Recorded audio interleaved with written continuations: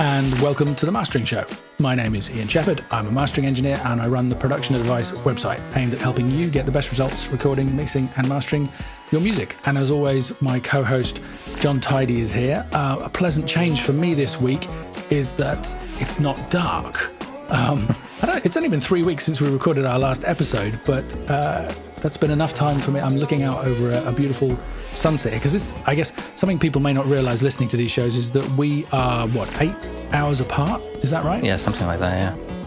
Yeah, so it's the middle of the afternoon for John, but it's getting late for me. So yeah, it's just pleasant to be able to see something. Well, in fact, to not have the blind down. Anyway, John, how are you? I'm pretty good. Hello, everyone. The title of this week's episode is Fear of Bass. And the idea for it comes originally from an interview that I did with Joe Gilder in the Home Mastering Masterclass course. I think the week 5 video, I use his song Behold as the example that I'm mastering and demonstrating the techniques with.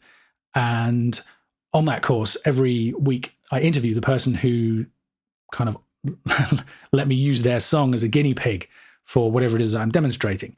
And one of the things that Joe and I talked about was what he called his fear of bass. And if you're not quite sure what that means, don't worry, because we're going to talk about it in a second. The thing that reminded me of that and made me think it might be a cool thing to do an episode about was a question from somebody else doing the Home Mastering Masterclass course, which is running at the moment. They emailed in for the Q&A session to say, what was the answer? What's the solution to fear of bass? And I actually didn't have time to talk about that in the Q&A that week, but I thought it would be a cool thing to talk about on the podcast this week. So maybe you want to kick things off. I mean, what is it we mean when we talk about fear of bass? Why should anybody be afraid of bass? Well, there's a lot of problems that you can have if you're inexperienced or if your equipment's not great and all that. Fear that you're putting too much or too little bass into your mixes and masters. Fear that it's not going to translate. If you can hear the bass, it's probably too much. Or if it sounds big, then it's too much. Or it's maybe you're hearing distortion. All these kinds of things. And there are solutions, and we'll talk about that later. Yeah, absolutely. I think the one that I hear most often is the concern that there's probably too much. And I think a lot of that comes down to the monitoring environment that people have. I think also it's the fact that people are aware that they might have a problem with their monitoring environment. Most people know that there is no perfect room. We did a whole episode on room acoustics, and we'll include a link to that in the show notes on themasteringshow.com, where we kind of talk about how you can improve the sound of the room that you're working with. But even a custom designed studio with, bespoke acoustic treatment will never have a completely flat frequency response. Will never sound exactly the same wherever you sit or whichever direction you're facing. And I think people are aware of that and that there are potential problems with that.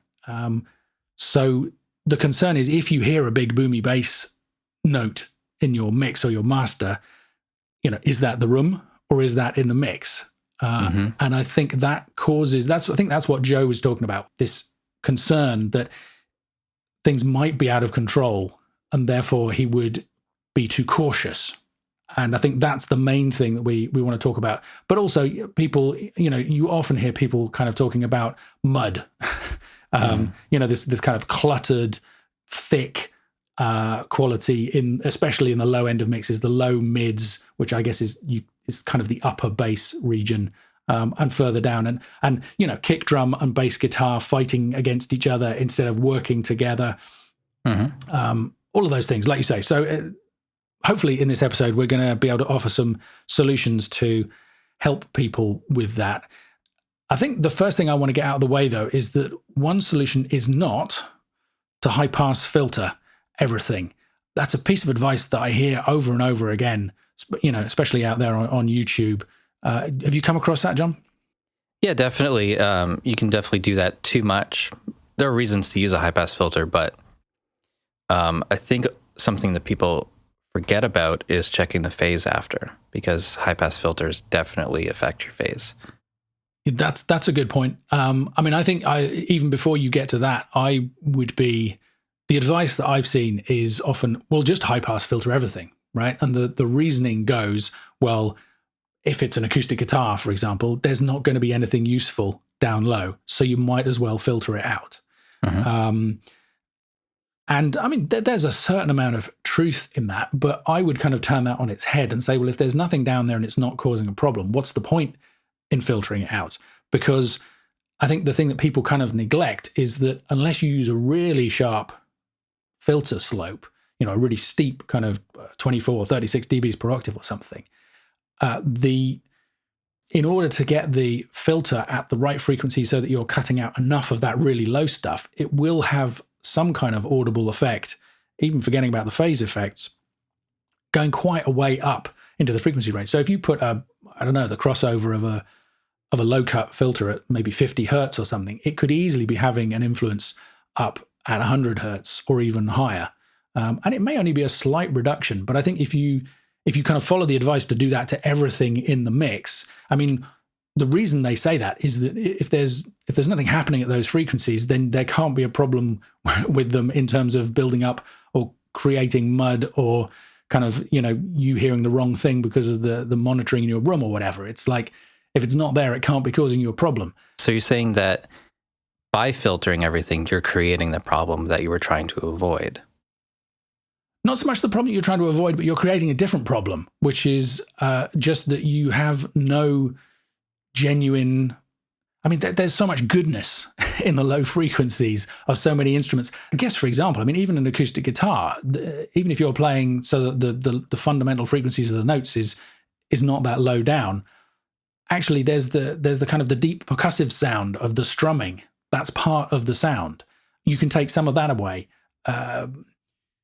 What else? I mean, vocals, you know, backing vocals, say, if you have some people singing kind of sustained oohs and ahs in a chorus or whatever, there's probably not a heck of a lot going on really low down, but there's still some really juicy stuff in the kind of the upper bass of those kind of things. And I think the problem is that people will go too far with this suggestion that they should low cut everything.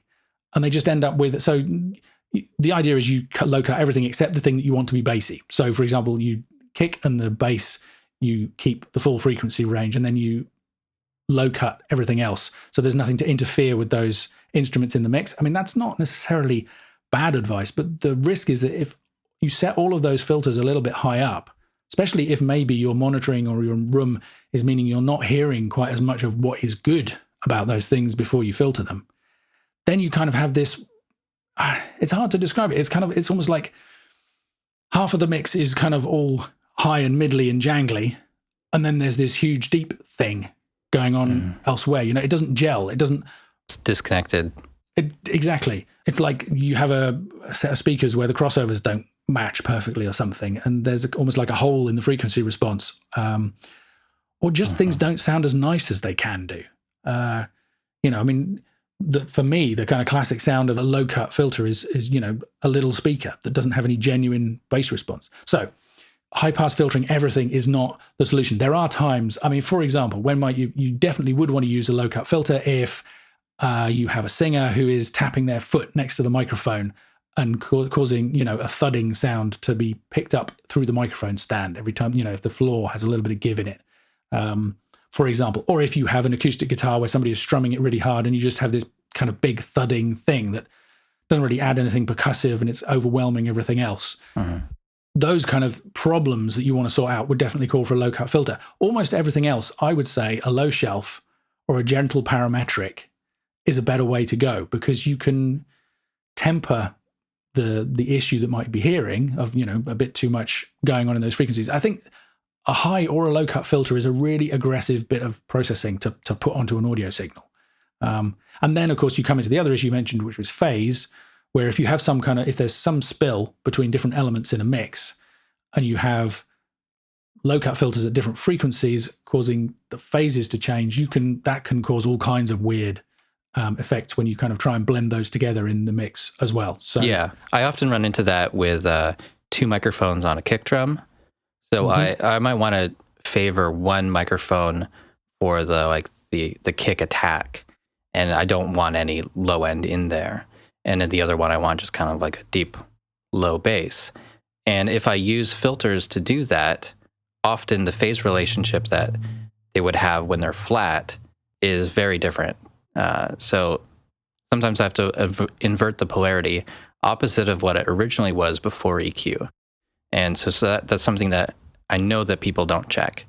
And so you end up with a kick drum that sounds smaller after EQing it to make it bigger. Yeah, absolutely. Great example. The same with distorted bass. A lot of people will duplicate their bass or bus it and then run it through distortion. Usually any amplifier stage is going to invert the polarity, but then you're usually using EQ on top of that, especially cutting out anything that might distort the amp more than you want, or just to shape the tone. That can also flip the polarity. So things get a little bit weird, and you always have to check, and you always have to rebalance. And that's right.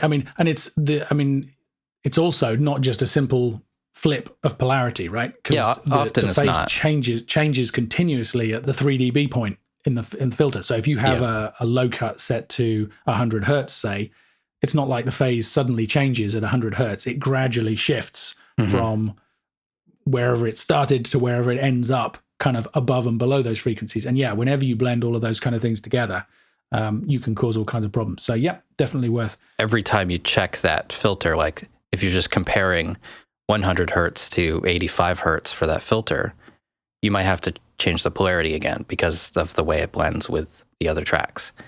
So it can be very time consuming and frustrating to do it. There's no straight way to A/B compare often these things.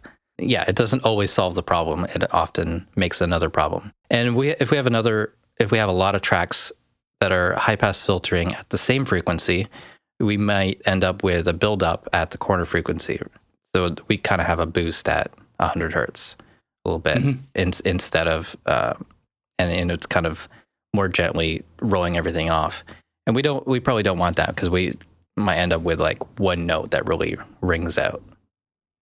Absolutely.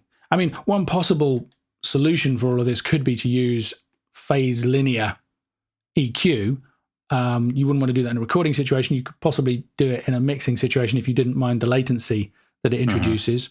The problem with that is that, especially if you're dealing with low frequencies, then you can have pre-ringing. So I feel like that's worse. Well, I mean, it depends, doesn't it? It depends where the corner frequency of the EQ goes and what the frequency content of the original signal was. Anyway, it's not simple. So be cautious with your high pass filtering, folks. And if you feel that your mixes or masters are suffering from muddy, cluttered low end and low mids, be cautious about anybody who tells you, you just want a high pass filter, a low cut filter. It's not always as simple as it sounds. So that's not the solution. What is a solution? Okay, well, we have various solutions, right? I think the main one that I want to highlight is probably the one that people might find least interesting, but it's fundamental, and that is the monitoring. If you can't hear something accurately, you can't fix any problems. So we both mentioned things talking about the filtering there that relate to this. For example, if you have a singer who's accidentally kicking the microphone stand or tapping their foot or whatever, and you have low frequency stuff in there, if you're using speakers that don't have decent low frequency response, you probably won't notice that. So you wouldn't even think to use a low cut filter because you wouldn't know that you would have a problem.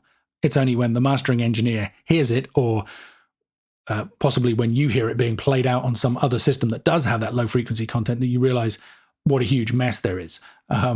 And that's a genuine problem. I mean, often in my career, I've been given mixes that have huge quantities of really deep sub bass, kind of 20 to 30 hertz sub bass that most speakers just don't reproduce. Either it's kind of almost like a fault, like a hum or maybe a rumble or something in the mix, or it's just not an appropriate amount. I mean, a kick drum is a great example. You can get a huge amount of subsonic content if you put a mic in the right place on a good big kick drum, which can be great or could be disastrous depending on the kind of sound you're going and the kind of feel you're going for. So, monitoring is key. You need speakers that will reproduce all the frequencies you're trying to assess, which I think they've got to be going down to kind of 50 hertz or so, I would say. Not necessarily flat, providing you kind of know the sound of the speakers. It's not like you need completely flat frequency response, but you need some of that low frequency content there. And I mean, a classic example would be NS10s, which, they're everywhere in the studio world, but they have almost no genuine bass below 70 hertz or so. So they're pretty thin sounding speakers. They are. They're thin, hard sounding speakers. I mean, lots of people swear by them. They're great speakers. There's lots of things about the design that are quite interesting. They don't have bass ports for a start. That's one of the reasons they don't have that low frequency extension on them. But they're very punchy. Exactly. And they can be very useful. But I mean, one thing that lots of people don't realize is that most people who use NS10s a lot in mixing will have a sub that goes with them. A subwoofer or possibly two subs, one for each channel. So effectively, you're kind of augmenting the capability of the speaker. Let's come back to subwoofers in a second, because I think that's an interesting topic. Let's just kind of round out the whole monitoring picture by saying, so your speakers need to be good enough, your room needs to be good enough. It doesn't need to be perfect, but if you have major problems, acoustic problems with the room, which can be the case, if we've said this before, if you're mixing if your room is in a modern house, often the rooms are square, and quite often they are the same height as they are square. So you effectively have a cube, which is about the worst possible shape you could ask for in terms of acoustics.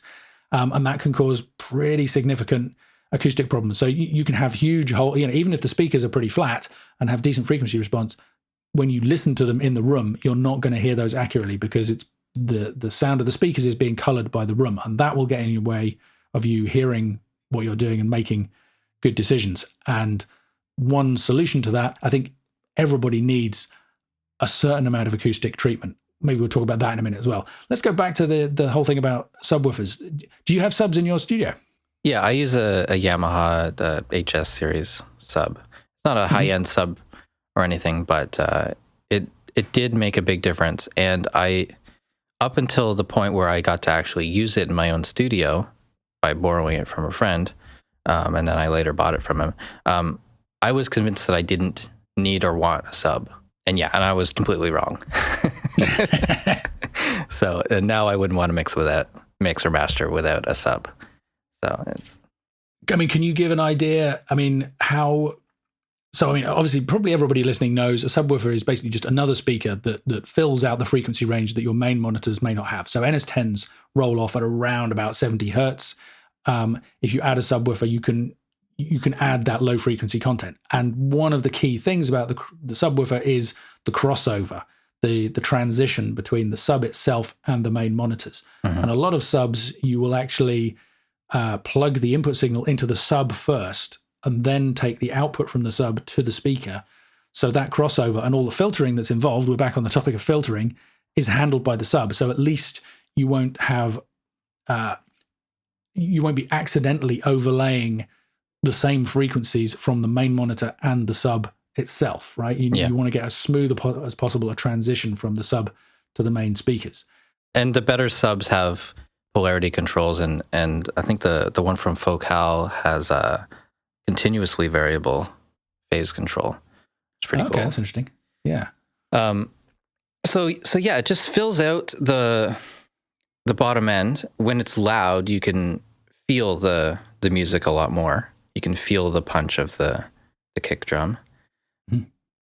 And I make sure that my sub is fairly low level where I can more or less barely hear it. I can feel that it's doing something to the monitors. You miss it when it's gone, but you don't notice it as a separate speaker. When you're listening to a mono signal, it should come straight from the center of the screen you're looking at. That's how I feel about it. Do you know where the crossover is for you? Because often it'll be fixed at maybe 80 hertz or sometimes lower down, or some of them you can tune that crossover precisely. This one is variable, and I'm not really sure what the frequency is at right now. I don't feel like going under the desk to check. That's fine. It's probably pretty low from what you've described. It's pretty low. Because if the crossover is set at 80 and you switch the sub off, you're really going to hear a huge difference. Yeah. I've often seen people say that bass frequencies are omnidirectional. It doesn't really matter where you put them, where you put a subwoofer. I think it absolutely matters. I could tell the difference when the sub is 1 foot to the right of center. So I put it dead center and works for me. Yeah, I agree. You can cause yourselves problems by having subs dead center in theory, because if you've then the sub is placed symmetrically, so you could in theory have waves that kind of bounce off of the sidewalls and recombine and cancel out. So there is an argument for having the sub slightly off center, but I agree, I'm pretty sensitive to where it is as well. You're certainly less sensitive to directionality from bass, but not enough that, that's why people have 2 subs. Well, for one thing, so that you can tell if you've accidentally panned something with a ton of bass to the left and the right, you will notice it. Whereas if you only have a single sub, you're not going to hear that in the same way. I also have a bass trap immediately behind it, and I have one of those decoupling pads under the sub. Yeah, I've never tried one of those, but I've only ever used a sub in a room with a concrete floor, where there's not going to be a ton of coupling going on anyway. Setting up subs is a whole other thing, and we should probably not get too deeply into it, or we'll spend the entire episode talking about it. But a great tip for setting up the sub is to put the sub in the mix position and then crawl around the walls, listening for where you hear the most bass from it, and then try putting the sub there. Because the risk with the sub is that if you have it in not quite the right position in the room, then the signal from it will cancel out with itself and you won't get the full benefit. So rather than sitting in your seat and having somebody lug the sub around the room, which is a fairly labor-intensive way of finding a great spot for it, although it's probably the way most people do it in the end, the theory is that if you put it in the mixing position and then you crawl around the walls, because the idea is if you find the place in the room where you're hearing the most bass from it, then you can tune the level. You're getting the minimum cancellation at that position. So then you can dial down the level. Do you calibrate yours by ear or do you use test tones? Or I do pink noise and a meter. Kind of tweak it by ear because often it's just the level it seems a bit off. And there's different kind of standards for music and for post-production work. That's very true. I was going to say there's a whole other kind of kettle of fish with subwoofers if you're just doing surround sound work or for something that's going for broadcast. But let's neatly sidestep that for this issue and move on. Okay, so we have speakers that can reproduce the full frequency range, or we have speakers plus a sub. The room, I guess realistically, most people are not in a position to tweak their room. It's when I decided to make this little home studio for myself, I converted my garage. There are videos for that online for anybody who's curious. We could share those links in the show notes as well. This room is not the ideal shape. It's a similar width to the height, and it's about twice as long as it is wide. So it's not quite as bad as a cube, but it's almost as bad. On the other hand, it has other stuff going for it, like the end wall is basically a window and just a drywall timber wall. So that doesn't hold much of the bass in, which reduces the problems of the bass in my room. Even so, it needed acoustic treatment, and we did do a whole episode on acoustic treatment, so I think maybe we'll just leave it there. It's like, all I'm going to say is if you don't have acoustic treatment in your studio, it is the most cost-effective upgrade you can possibly get for your studio. So often you see people asking online, which monitors should I get? I have these, and somebody says, well, do you have any acoustic treatment in your room? And they say no. And it's like, well, if you spend a few $100s on acoustic treatment, that's going to improve the sound in your room way more than buying monitors that are 2 or 3 times the price, probably, providing you have a reasonably decent standard of monitor to begin with. I absolutely agree with that. Yeah. And cool. That's what I experienced as well. Well, that's what I remember. So that I couldn't resist the day the second coat of paint went on this room. I, set my stuff up and started playing things, and my immediate reaction was, oh crap, I've just wasted a ton of money because this room is unusable. And then the following day, the acoustic treatment arrived and I put it all in and I was like, oh, thank the Lord for that.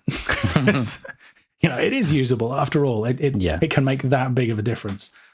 So if you haven't heard that episode already, I think the title of it is You Must Do This. And there's a reason that we called it that. Okay, so one last thing on monitoring.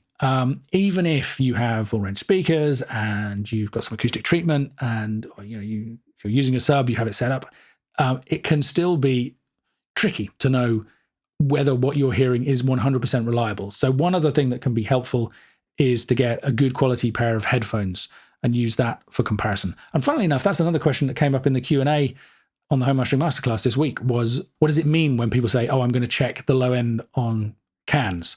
The answer to that basically is you take the room out of the equation. The reason your speakers can fool you if you have them in a room is because you're listening to the speakers plus the acoustics of the room. With headphones, the speakers are on your ears. So there are no acoustics there's the acoustics of the actual headphones themselves, but providing they're reasonably even. They don't have to be flat. Again, it's another, somebody made the comment that the HD650s, the Sennheisers that I suggest as a kind of affordable pair of headphones to try, don't give you completely flat frequency response. I don't think that's that important.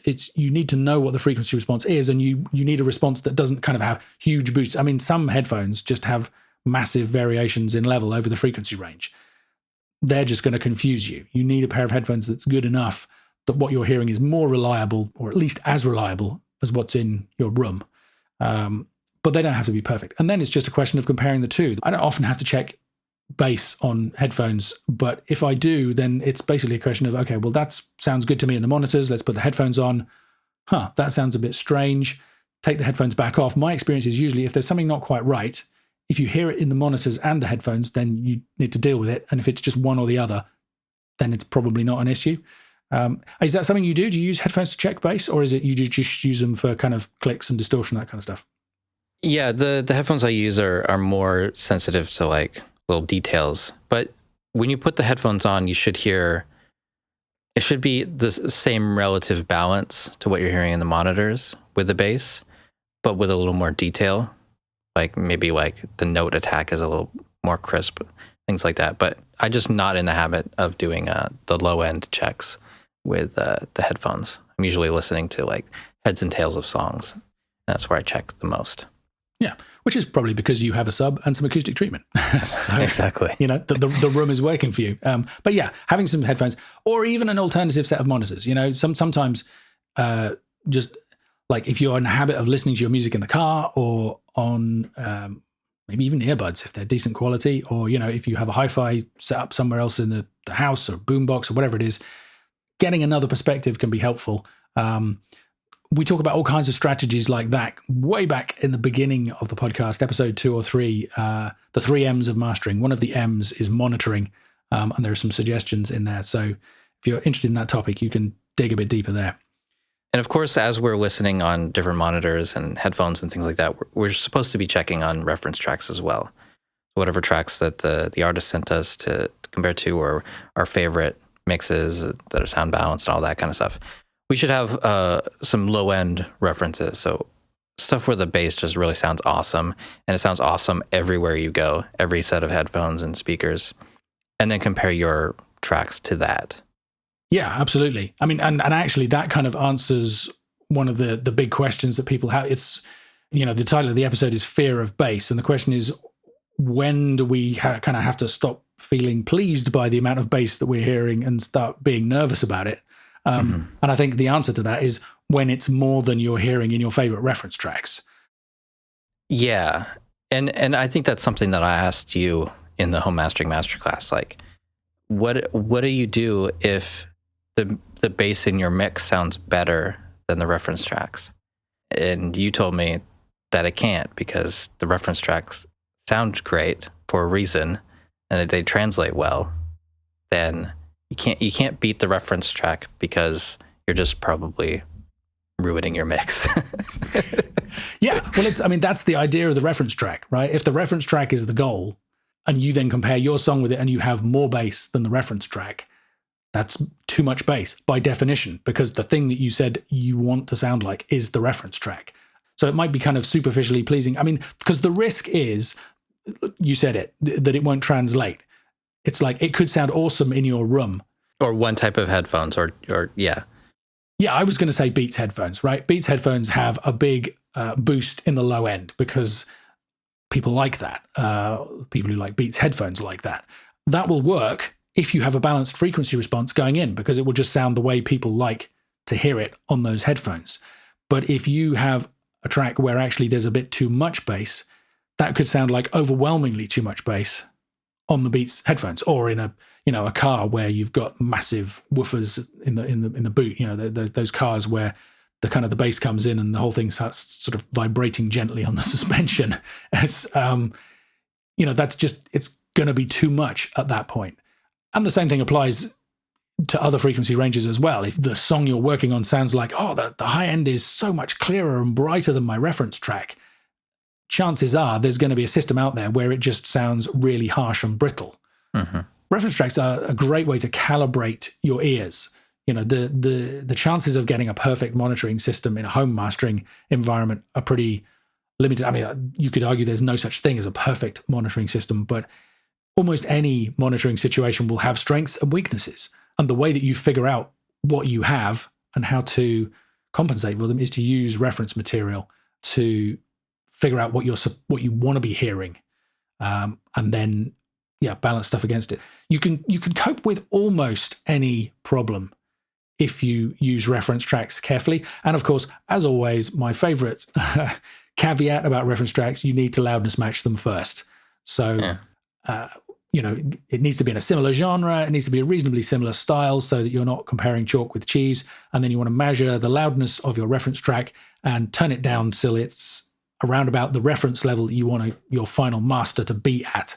Otherwise, it's just going to sound better because it was a bit louder, or yours might sound better because it was a bit louder. So the loudness needs to be matched before you make those comparisons. I think, and the other kind of top tip to mention, I'm sure we've said this before, is just to remember to listen to a ton of music in your studio. It's so tempting to kind of set up the audio layer where you go to work on your amazing music before it's released into the world. And if you've never actually listened to any of the other music you like in there, you have no idea how what you're hearing in that space relates to the rest of the world. So it's not like you have to sit there and do critical listening, but basically I listen to music pretty much all the time that I'm not actually working on music, doing emails, writing blog posts, making invoices, soldering cables, whatever it is. Have some music on. It doesn't have to be loud. You don't have to be paying any particular attention to it. And over time, you will subconsciously learn how that music that you think sounds great everywhere else sounds in your room. And that will help you get better results with what you're working on. So we've identified that there is a problem with our master or mix, and we can hear it through our monitoring, our rim treatment, our reference tracks. How do we actually fix it? Right. And funnily enough, the answer to this is usually really simple. And the answer is EQ. You hear people asking, my mixes sound harsh. Should I be using this tape emulation or this saturator or this stereo processing plugin, whatever it is, this parallel compression technique, whatever it is? And most of the time, especially when I get to hear the examples, is no, you just need to EQ it. It sounds harsh because it's got too much in the upper mids, or it sounds dull, and that's because it doesn't have, proportionally speaking, enough high frequency content. I mean, it's funny, actually. I've just been thinking it recently, just for some reason, some of the albums that I've been working on, none of them have needed anything out of the ordinary in terms of processing. I've just had to be really careful about the EQ. And it's just insane how sensitive a mix can be to the EQ. I mean, I've said it before, tiny little adjustments here and there can make all the world of difference. You might have a low shelf in there to lift out the low end because it was sounding a bit harsh and a bit bright beforehand.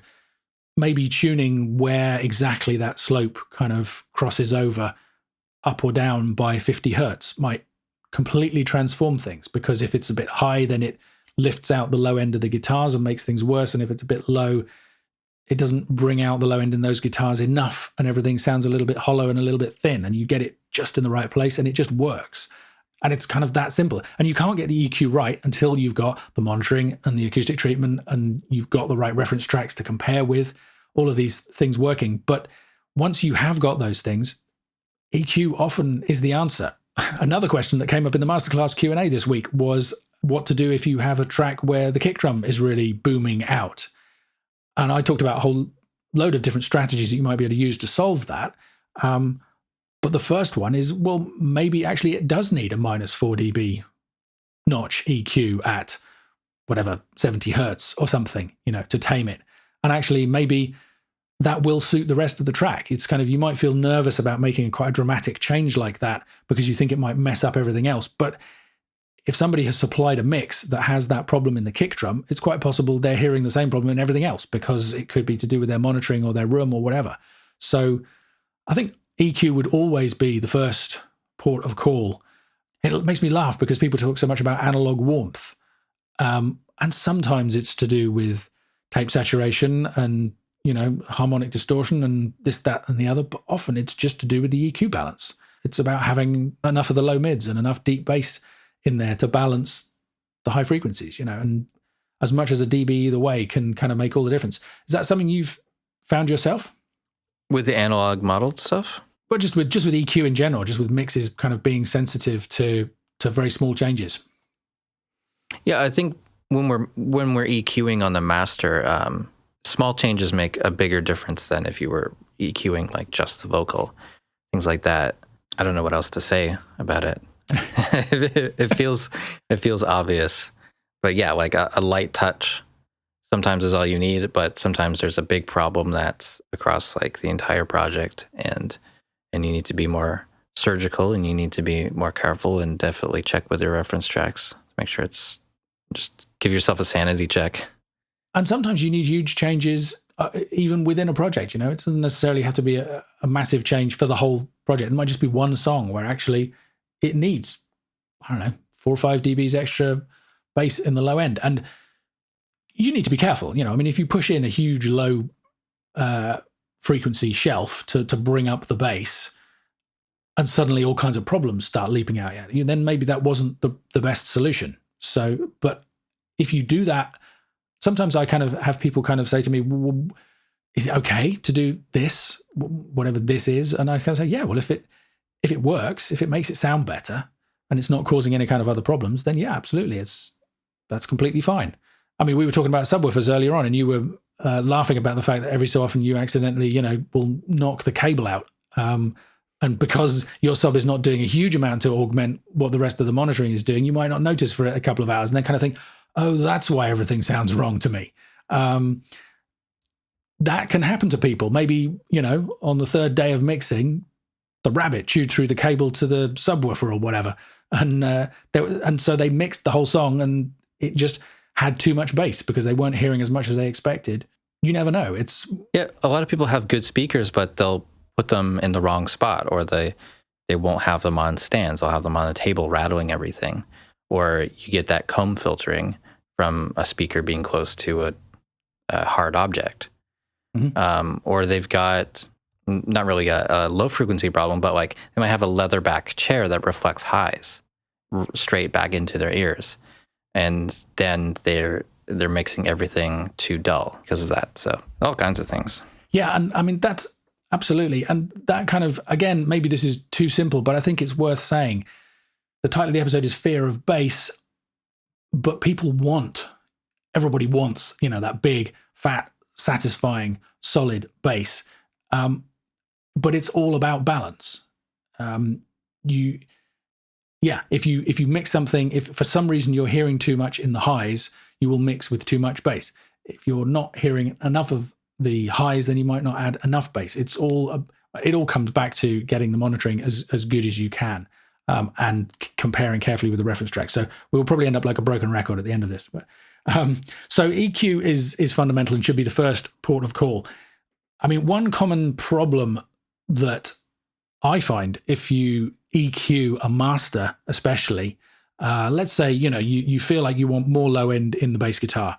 So you bring in a low shelf and you add 2 or 3 dBs from 100 hertz down or something, and it works really nicely with the guitar. But then suddenly the kick drum is thumping too much. So maybe you identify the frequency that that's happening at, and you go in with a notch to try and tame the kick drum at that frequency. But then the bass doesn't sound even anymore. It's like there wasn't quite enough bass overall, so you brought it up, but then that dip that you put in to improve the kick drum sound means that one of the notes in the bass line just isn't quite speaking the way that you would like. One possible solution to that is compression, where you use the compression to control those little discrepancies in level, either maybe hold the kick drum back or bring the bass guitar forward. And you can do that on a whole mix. I mean, I guess in an ideal world, you would go back to the mix, but we're going to have, this is mastering. Probably you have a deadline, that means you can't do it, or you have a client who has been slaving over this thing for months and is sick to the back teeth of it and can't bear the thought of opening the mix session up again. And so you have to do the best that you can with it. Compression can help. The problem with that is, let's say, so the example I just gave where you've brought up the bass in general and the kick drum is pushing out a bit too much. If the compressor cuts in on that kick drum, it can cause pumping in the higher frequencies. So you're hearing the mix flinch when the kick drum comes in. So you control the level of the kick, but you hear problems elsewhere in the mix. The solution to that is multiband compression, possibly. Multiband compression is a whole other rabbit hole that we can't go into too much detail in here, but the basic idea is you split the compressor into different bands that work independently. So you could have more compression in the bass end than in the mids and the highs. You could control those low frequencies and not cause pumping elsewhere in the frequency spectrum. Anybody who's interested in this, it's a topic that I go into in a lot more detail in the home mastering compression videos and ebook that I released recently. We'll include a link to that in the show notes. But in a nutshell, my strategy when I'm using multiband compression is not to do anything dramatically different than using any other kind of compression, but the fact that it works in individual bands, by which we mean, for example, up to, say, 200 hertz, and then independently from 200 hertz up, it can just be more transparent. You can have a little bit more compression than you might otherwise be able to get away with, and therefore control some of those frequencies. And that means that, for example, for me, in the context of getting great bass sound, I often like to push the EQ quite a lot harder into a multiband compressor than I would be able to do if it was a single band compressor or if I wasn't using any compression. The low band helps even out that bass response without affecting anything else in the mix. And that can be a really useful technique for getting the kind of end result that people are looking for. And I'm guessing you do that, do you, John? The way that you're describing that, I think maybe not, but... Interesting. Say more. I need to revisit your videos on multiband compression because I think I do that a little bit different, but I understand what you mean. Well, I mean, another way of thinking about it is that you could reduce the threshold in the low frequency band so that you get more compression in the low band, and then possibly increase the makeup gain in the low band to even it back out, and you'll end up with more controlled low end, for example. Yeah, I think I'm more likely to do that, to adjust the threshold, than to do like a shelf boost or something like that in the low end. At the end of the day, the two kind of end up being similar. The thing that I like about doing it with EQ is you have more control.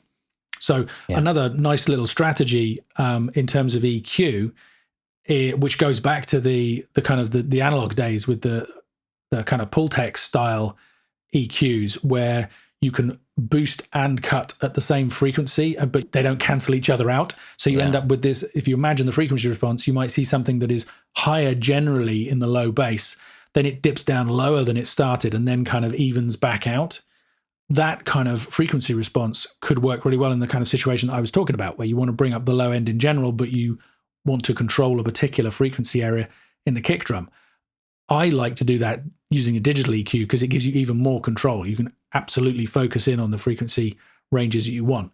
That kind of control going into a multiband compressor, I find, can be really powerful. So do you feel that a dynamic EQ gives you the same kind of control, like 2-in-1? well, it's interesting because, I mean, dynamic EQ and multiband compression are kind of almost like two different sides of the same coin. Mm-hmm. I mean, multiband compression gives you quite broad control of the independent frequency bands. The way that I use it, I typically only use 3 bands. Whereas with dynamic EQ, if there was one note in a bass line, say, that was sticking out, I might hone in on that frequency with the dynamic EQ and obviously set it so that the gain reduction is only triggered when the level goes beyond a certain point. So that's kind of like multiband compression. It's just in a really specific frequency range. So it's almost kind of the exact opposite of what I just described. Rather than tuning the EQ to go into a broad compressor, you tune the compressor to only affect a very narrow frequency range. Yeah. I guess the benefit is different filter curves. So you can have a shelf dynamic EQ, or you can have a bell curve, even a notch. Whereas multiband compression, it's just bandpass filters.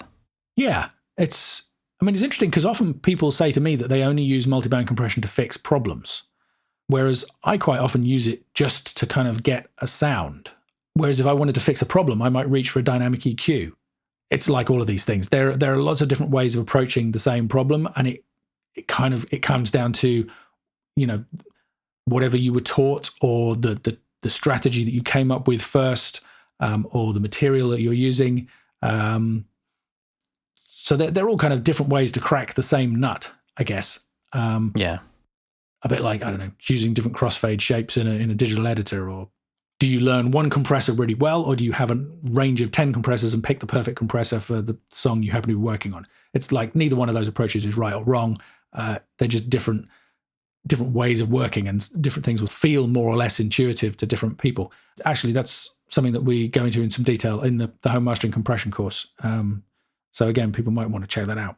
Another type of compression that you might want to use for this kind of situation, although it's not really a mastering technique, it's more of a mixing technique, is side chaining. And you were telling me, John, that you'd seen somebody using the FabFilter Pro C, is that right? Yeah, the new FabFilter compressor, Pro C2, I think it is.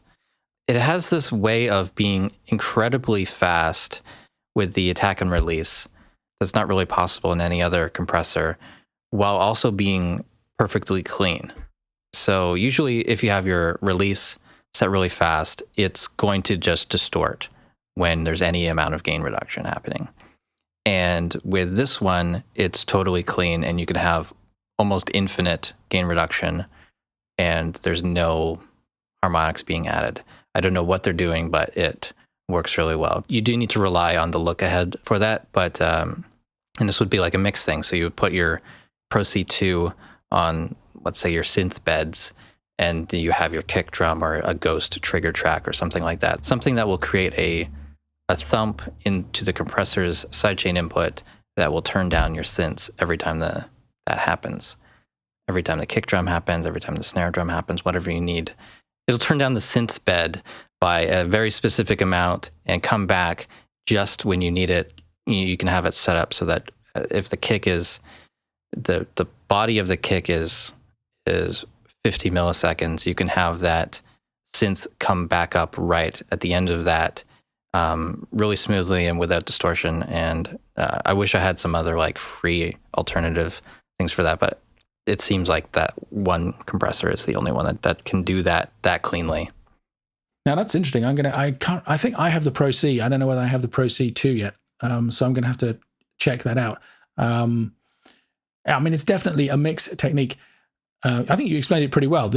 I always think of it as just like an extreme or a musical version of, when you listen to a DJ on the radio, which is this thing, kids, where you used to, no, it's fine. And, so the DJ wants to speak over the music is still going, and they want to talk over the top of it, rather than them sit there with a fader pulling the signal back all the time. They have a sidechain compressor set up so that whenever their voice comes in, it pulls back the music. So their voice is not compressed in the same way, but the music is pulled back and gets out of the way of what they're saying. And you can do exactly the same thing in the low end in a mix. And that can be another great way of kind of addressing that problem of low end clutter. If you want a huge kick drum sound and you want a huge bass drum sound, very often if you add those two things together, they will just fight against each other or build up and distort or kind of just make this kind of big mess. Whereas if you sidechain the bass off of the kick, you can automate the bass to get out of the kick's way, basically, but do it in a way that our ears don't notice it happening. Yeah. I think I've said this before, but allegedly Skrillex sidechained everything by hand. So literally automated all of the gain changes rather than using a compressor to achieve that effect, which is how he achieved some of his signature sound. I don't know whether that's true or not, but it's a fun story. Something else that we've mentioned a few times, but kind of in a negative way, but that can be helpful in a mix situation for getting a great sounding low end, is distortion, which might surprise a few people because I talk so much about avoiding distortion. But you mentioned it way back when we were talking about filters, actually. The idea is parallel distortion. So you basically have your clean bass sound, and then you route that out to another track where you apply some probably pretty heavy distortion to the signal, but then you just blend in a tiny little bit of that into the original bass signal. And the theory, as far as I understand it, is basically that the distortion typically creates extra harmonics in the sound. Quite often, if you have a deep, smooth bass sound, it'll sound great if you've got speakers that have enough frequency content to reproduce it well. But if you have small speakers where you're losing out on all of that kind of sub-goodness, the bass can end up actually sounding a little bit low in the mix in comparison to everything else. If you bring in some of those extra higher harmonics, our ear is very good at guessing what the frequency of the bass that would have caused that distortion is, and it almost kind of fills it in our minds. It's one of the reasons you think you hear more bass than you probably do coming out of a smartphone speaker, or back in the day, a transistor radio, a tiny little speaker, but we imagine we hear more bass than we do because our ear is picking out the harmonics and kind of reconstructing the signal in our head. So by adding some of those harmonics in, just very small amount, we can make it sound as though there's more bass than there really is in the mix, and you can let the bass cut through in the mix without having to actually boost the level of it, which could unbalance things and cause us more problems. Is that an effect you've used, John? Yeah, like Ozone's exciter module. I'll use that. That's multiband, so I'll just do it on the low end. And so I'm just adding in just a little bit of that. Often it's like 1%. Yeah, it's amazing how little you can get away with. Yeah, a small amount makes a big difference with that. No, I agree. That always amazes me, how little of it you need to make quite a big apparent difference. It's one of those slightly mysterious things about the way our brains work, I think, in terms of decoding sound. So, wow, okay, that was a pretty hefty list in the end. I think we covered everything that we planned to. Was there anything else you wanted to mention before we sign off? No, I think that's it. Yeah, just the general strategy. Maybe we can sum this up in 1 minute. Yeah, we haven't had a mastering maxim for weeks, so let's try and sum it up. You can't fix a problem you can't hear. So you need speakers that actually reproduce the bass accurately enough that you can make good decisions. You need those speakers to be placed in the room and acoustic treatment in the room that allows you to hear those speakers well enough to hear what they're telling you. And you need to know really well what your favorite reference tracks should sound like on that system in order to get the results that you're looking for. If you've got those things in place, probably it's mostly down to EQ after that, just getting the right balance of the bass, the mids, and the highs. But you might want to use techniques like multiband compression, or in the mix, sidechaining and parallel distortion or dynamic EQ to really grab control of those elements. How did I do? Well done. It's a good thing we have this written down. It makes that a lot easier. Yes, I was cheating there. But that's okay. We're allowed to cheat. And I don't know whether I don't think that can be a maxim because that was a list. But anyway, yeah. I mean, the mastering maxim would be get the monitoring right. The better you can get your monitoring situation, the easier all of this is going to become, because you hear the problem, you fix it one way or another. If your monitors or your room or whatever it is lying to you, you're pretty much doomed in terms of trying to get bass. And you probably should be afraid of the bass because you basically have no idea what you're going to be unleashing on the world until you do. So there we go. Well, thanks, John. That was fun. I enjoyed that. It's always a good time chatting with you about mastering, getting super geeky, getting off topic, and then cutting all that stuff out. Yeah, I wonder how much of this will actually have made it through to the edit. Thank you in advance for doing that editing and for mixing the episodes, as always. I noticed we had a compliment on YouTube recently from somebody saying the reason they trust what we say on this show is because the podcast sounds so good, that's a pretty good compliment, I think. Yeah. Very cool. Thanks to Kaylee Law for letting us use his music, as always. If you would like to see some of the links we mentioned in the show, please head over to themastering.show.com, where you'll find more information on these topics, and particularly some links back to earlier episodes where we talked about some of these subjects in more depth.